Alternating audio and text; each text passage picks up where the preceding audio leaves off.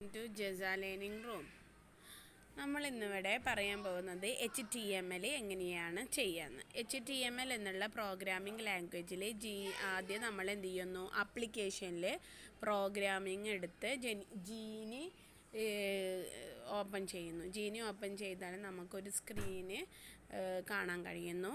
ഈ സ്ക്രീനിൽ എന്താണ് നമ്മൾക്ക്, ഈ സ്ക്രീനിൻ്റെ ഉള്ളിലാണ് നമ്മൾക്ക് ആവശ്യമായിട്ടുള്ള HTML കോഡ് ടൈപ്പ് ചെയ്യുന്നത്. ഇപ്പോൾ ഞാൻ HTML കോഡ് ഇവിടെ ടൈപ്പ് ചെയ്തു. HTML കോഡ് എല്ലാവർക്കും അറിയുന്നുണ്ടാവും. HTML എന്ന് ഫസ്റ്റ് ഓപ്പൺ ചെയ്യുന്നു, ഹെഡ് ടൈറ്റിൽ അൺഓർഡർഡ് ലിസ്റ്റ് എന്ന് എഴുതുന്നു. അൺഓർഡർഡ് ലിസ്റ്റിൽ ടൈറ്റിൽ ക്ലോസ് ചെയ്യുന്നു, ഹെഡ് ക്ലോസ് ചെയ്യുന്നു. ബോഡി ടാഗ് BG കളർ, അതായത് ബോഡി അതിൻ്റെ കളറിന് ഒരു ഏതെങ്കിലും ഒരു കളർ, ഞാനിപ്പോൾ സ്യാൻ എന്നുള്ള ഒരു കളറാണ് കൊടുത്തിട്ടുള്ളത്. അതിൻ്റെ ഹെഡിങ് H2 എന്ന് പറഞ്ഞാൽ രണ്ടാമത്തെ ഹെഡിങ്ങാണ് ഹിൽ സ്റ്റേഷൻസ് ഇൻ കേരള എന്നാണ്. അവിടെ spelling mistake, hill stations. Okay, ഇനി നമ്മൾ അൺഓർഡർഡ് ലിസ്റ്റാണ് നമ്മുടെ HTML പ്രോഗ്രാം. അതിന് നമ്മൾ UL എന്നെടുക്കുന്നു. ULൻ്റെ താഴെ LI ലിസ്റ്റ് മൂന്നാർ, വയനാട്, പൊന്മുടി എന്ന് പറഞ്ഞ് LI ഓപ്പൺ ചെയ്തു. അതിനോടൊപ്പം തന്നെ ക്ലോസ് ചെയ്തു, UL ക്ലോസ് ചെയ്തു. നെക്സ്റ്റ് ബോഡി ടാഗ് ക്ലോസ് ചെയ്തു, HTML ക്ലോസ് ചെയ്തു. ഇതാണ് നമ്മുടെ പ്രോഗ്രാം. വളരെ സിമ്പിളായിട്ടുള്ളൊരു പ്രോഗ്രാമാണ്. ഇനി നമ്മൾ അടുത്തായിട്ട് എന്താ ചെയ്യുന്നത്, ഫയലിൽ പോയിട്ട് സേവ് ആസ് എന്നടിക്കുന്നു. സേവ് ആസ് എന്ന് ക്ലിക്ക് ചെയ്തതിന് ശേഷം നമ്മുടെ ഡെസ്ക് ടോപ്പിൽ നമ്മുടെ പേര് ഓൾറെഡി സേവ് ചെയ്തിട്ടുണ്ടാവും. അപ്പോൾ ഞാനിവിടെ ഡെസ്ക് ടോപ്പ്, ഇവിടെ സൈഡിൽ നിന്ന് നമ്മൾ ഡെസ്ക് ടോപ്പ് ഓപ്പൺ ചെയ്യുന്നു. ഡെസ്ക് ടോപ്പ് ഓപ്പൺ ചെയ്തതിന് ശേഷം നമ്മൾ എന്ത് ചെയ്യുന്നു, നമ്മളുടെ ആവശ്യമായിട്ടുള്ള പേര്, ഞാനിപ്പോൾ സെലക്ട് എന്നുള്ള പേരുണ്ട്, അല്ലെങ്കിൽ ഷെരീഫ് ഏതോ ഒരു പേര് നമ്മൾ എടുക്കുന്നു. അവിടെ ആ പേരിന് ഇപ്പോൾ ഡെസ്ക് ടോപ്പ് കഴിഞ്ഞ് നമുക്ക് ഇഷ്ടമുള്ള ഒരു പേര് സെലക്ട് ചെയ്യുമ്പോൾ അതിനനുസരിച്ച് ഇവിടെ ഓരോന്നും ഓപ്പൺ ചെയ്ത് നമുക്ക് കാണാൻ കഴിയും. ഇപ്പോൾ നോക്കാം.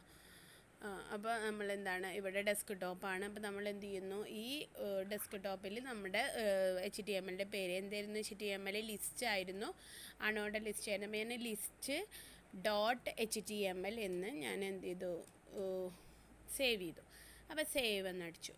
ഇപ്പോൾ നമ്മൾ അവിടെ സേവ് ചെയ്യുമ്പോൾ ക്യാപിറ്റൽ HTML ആയതുകൊണ്ടാണ് അവിടെ നമ്മൾക്ക് എന്താണ് കളറൊന്നും മാറി വന്നില്ല. അപ്പോൾ ഞാൻ വീണ്ടും ഈ HTML എന്നുള്ളതിന് ഞാൻ സ്മോൾ ലെറ്റർ ആക്കി മാറ്റി.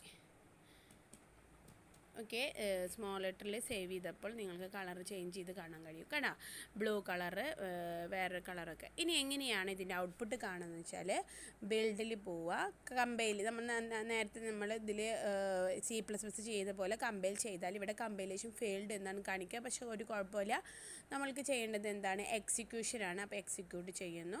എക്സിക്യൂട്ട് ചെയ്യുമ്പോൾ എന്താണ് സംഭവിക്കുന്നത്, നമ്മൾക്ക് ഇങ്ങനെ ഒരു പേജ് ഡിസ്പ്ലേ ആവുന്നു. ഹിൽ സ്റ്റേഷൻസ് ഇൻ കേരള എന്ന് പറഞ്ഞിട്ട് സ്യാൻ എന്നുള്ള കളറിൽ നമ്മുടെ ആ സ്ക്രീനിൻ്റെ കളർ മാറിക്കണ്ടു. അപ്പം നമ്മൾക്ക് ഓരോ കളർ മാറുന്നതിനനുസരിച്ച് ഇത് വരും. കണ്ട, ഒരു അൺഓർഡർഡ് ആയിട്ടുള്ള ഒരു ലിസ്റ്റാണ് നമുക്കിവിടെ കാണാൻ കഴിഞ്ഞത്.